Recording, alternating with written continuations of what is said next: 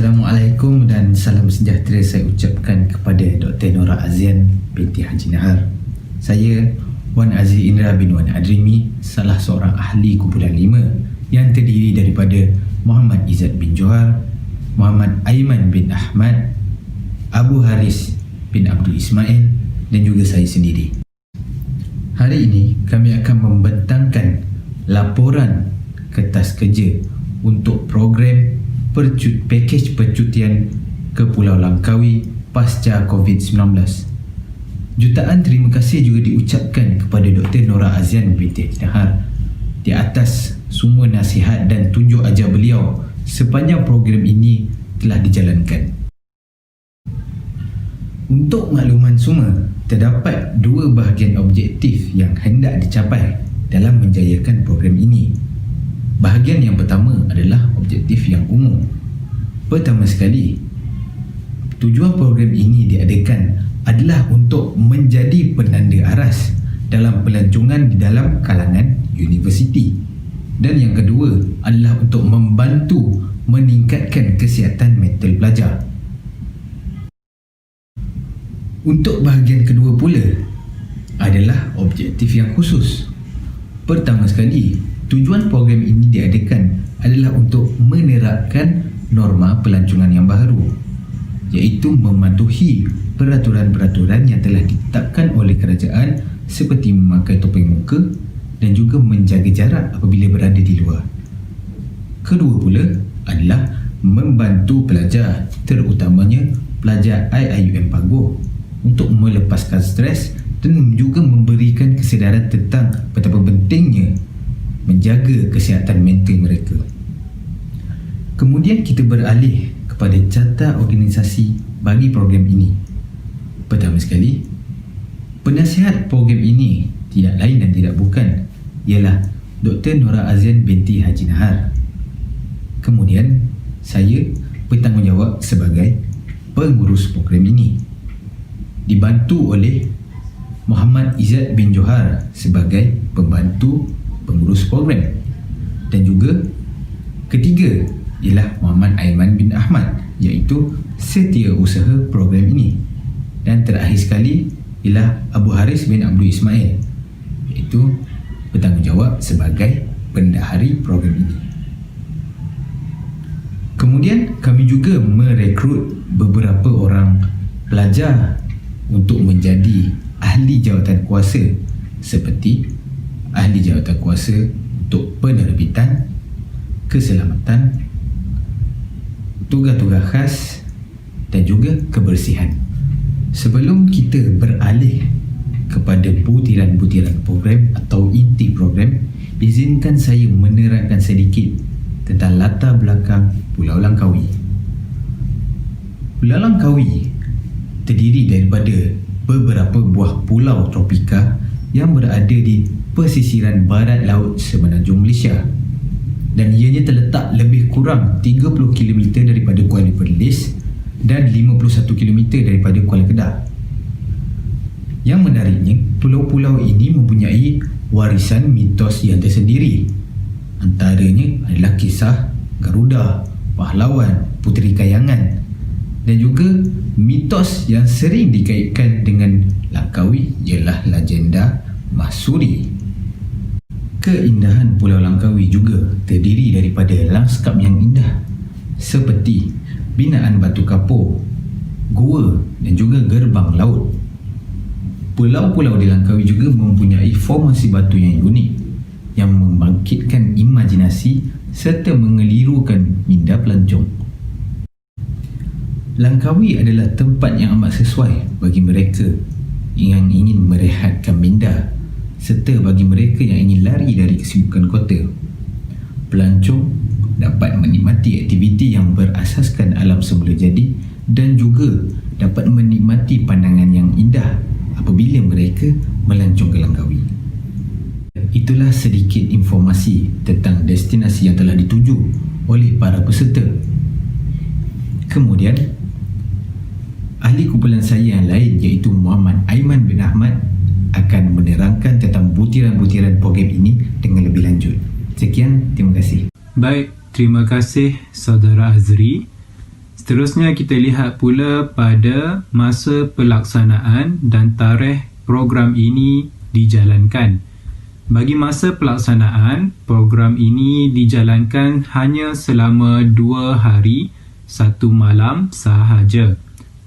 Program ini bermula pada 11 Ogos sehingga 12 Ogos sahaja. Walaupun masa pelaksanaan program boleh dikatakan singkat, iaitu 2 hari 1 malam sahaja, tetapi perancangan program ini telah mengambil masa kira-kira hampir 3 bulan, iaitu bermula dari awal bulan 4 sehinggalah ke tarikh pelaksanaan program lawatan ini. Baik, seterusnya kita lihat pula pada kumpulan sasaran bagi program lawatan ke Langkawi ini. Baik, pihak penganjur iaitu pihak kami menyasarkan warga Universiti Islam Antarabangsa Malaysia sendiri. Apa yang saya maksudkan dengan warga UIAM? Semestinya kita memberi keutamaan pertama kepada pelajar, tetapi kita juga membuka program lawatan ini kepada pensyarah dan juga staf UIAM. Baik, seterusnya kita lihat pula pada anjuran atau pihak penganjur yang bertanggungjawab melaksanakan program lawatan ke Langkawi ini. Baik, pihak penganjur sepenuhnya terdiri daripada pelajar-pelajar kelas Bahasa Melayu Kerjaya Seksyen 503. Seterusnya, program ini turut mendapat kerjasama daripada pihak pengurusan Universiti Islam Antarabangsa Malaysia UIAM sendiri. Tanpa kelulusan atau lebih tepat lagi tanpa tanda tangan daripada dekan, semestinya program ini tidak boleh dilaksanakan sama sekali. Baik, pihak penganjur juga turut mendapatkan kerjasama dari syarikat-syarikat swasta dan juga agensi-agensi kerajaan bagi melaksanakan program lawatan ini. Rasional kita memilih pihak penganjur memilih untuk mendapatkan kerjasama dari syarikat-syarikat swasta ini, faktor utamanya adalah untuk mendapatkan dana dan kewangan bagi menampung perbelanjaan pelaksanaan program ini. Bagi agensi kerajaan pula, pihak penganjur telah mendapatkan kerjasama daripada 2 kementerian, iaitu yang pertama Kementerian Pelancongan dan yang kedua Kementerian Kesihatan. Semestinya kerjasama ini sangat penting, terutamanya dengan Kementerian Kesihatan, memandangkan pelaksanaan program ini adalah sewaktu pasca COVID-19 sendiri. Baik, seterusnya kita lihat pula pada kaedah pelaksanaan aktiviti dalam program lawatan ke Langkawi ini. Secara ringkasnya, terdapat 3 bentuk aktiviti yang dirancang dan dilaksanakan di dalam program lawatan ke Langkawi ini. Pertama, kaedah pelaksanaan aktiviti dalam program lawatan ke Langkawi ini ialah aktiviti melawat ke tarikan-tarikan yang menarik yang terdapat di Pulau Langkawi. Kedua, kaedah pelaksanaan aktiviti yang dijalankan ialah aktiviti ceramah yang dijalankan di Pejabat Lembaga Pembangunan Langkawi. Yang ketiga, kaedah pelaksanaan program lawatan ini adalah dengan menjalankan aktiviti bersifat fizikal. Sebagai contoh, aktiviti fizikal yang dijalankan ialah aktiviti snorkeling atau menyelam yang dijalankan ketika sesi lawatan island hopping.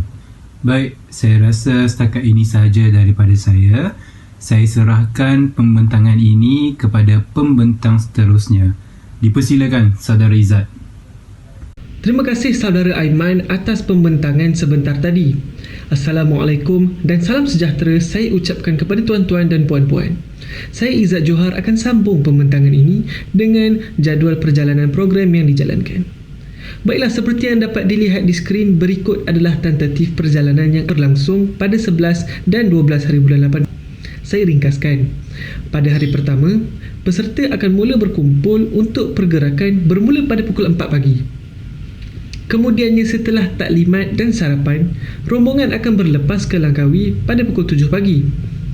Sampai sahaja di Langkawi, peserta akan terus makan tengah hari dan ke pusat pembuatan gambar asli. Selepas itu, peserta akan meneruskan perjalanan ke tempat pembuatan kaca kristal dan membuat aktiviti island hopping. Peserta akan makan malam di restoran terapung nelayan dan akan pulang pada pukul 10 malam untuk menunaikan solat. Hari kedua pula, peserta-peserta akan ke Lembaga Pembangunan Langkawi untuk taklimat selama 1 jam setengah dan kemudiannya bertolak ke Langkawi Skycap. Di sana, peserta akan diberi kebebasan untuk melakukan apa-apa aktiviti sehingga pukul 2 tengah hari. Pada pukul 4, peserta akan berlepas ke KLIA sebelum bertolak pulang ke Paguh. Jadi sebelum mengakhiri program, pemberian sagu hati akan dilakukan sebelum semua peserta bersurai. Itu sahaja untuk pembentangan tentatif.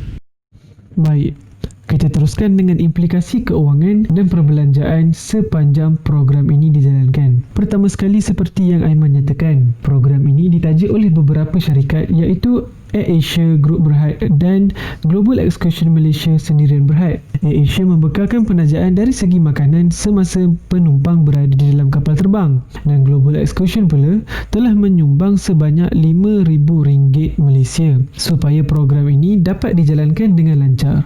Seterusnya, perbelanjaan program ini terdiri daripada 3 perbelanjaan berbeza. Pertamanya dari segi pengangkutan, keduanya tempat penginapan, dan yang terakhir tarikan pelancongan. Untuk pengangkutan, 3 jenis pengangkutan telah ditempah untuk kegunaan berbeza seperti mana dipaparkan di skrin. Jumlah keseluruhan bajet yang digunakan untuk pengangkutan ialah sebanyak RM11,680 Malaysia.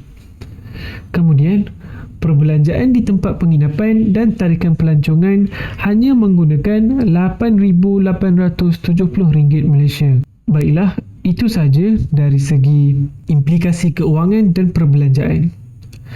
Jadi, kita teruskan dengan pembentangan dari Abu pula. Silakan.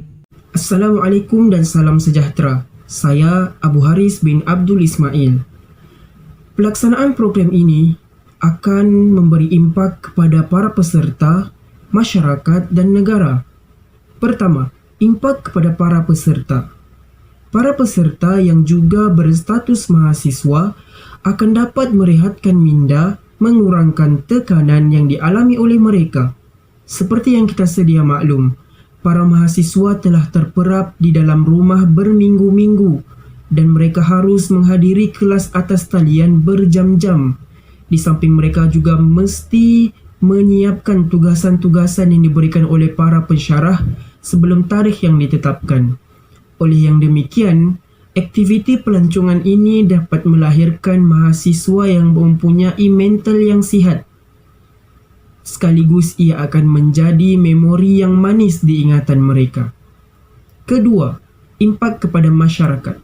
Program ini akan membantu agar memulihkan situasi para pemain industri pelancongan seperti pengusaha hotel atau pemilik homestay atau syarikat-syarikat yang mengusahakan dan mengkomersilkan pusat-pusat pelancongan serta para pemain industri yang lain. Impak ketiga iaitu kepada negara. Semestinya pelancongan domestik akan merancakkan semula ekonomi negara yang terjejas akibat beberapa siri perintah kawalan pergerakan dari pandemik COVID-19. Oleh yang demikian, ekonomi negara akan mulai tumbuh dan meningkat tatkala ekonomi negara-negara lain masih lagi lumpuh ataupun tumbuh dengan sangat perlahan disebabkan oleh bilangan kes yang tinggi di tempat mereka ataupun di negara mereka. Sebagai penutup, program ini adalah sahutan kepada seruan Kementerian Pelancongan Seni dan Budaya Malaysia agar sektor pelancongan dirancakkan semula. Diharapkan agar lebih ramai masyarakat Malaysia turut serta di dalam pelancongan domestik. Sektor tersebut merupakan punca utama pendapatan ekonomi negara. Diingatkan juga agar masyarakat tetap menjaga standard operasi SOP yang digariskan oleh kerajaan seperti menjaga jarak 1 meter, memakai sanitasi tangan dan tidak bersesak-sesak di dalam satu kawasan sempit. Semoga penawar COVID-19 ditemukan dan Malaysia serta bumi seluruhnya akan kembali pulih seperti dahulu semula. Sebagai penghargaan, terima kasih diucapkan kepada organisasi-organisasi yang terlibat dalam menjayakan program ini dari awal sehingga akhir, sama ada secara langsung atau tidak secara langsung. Sekian.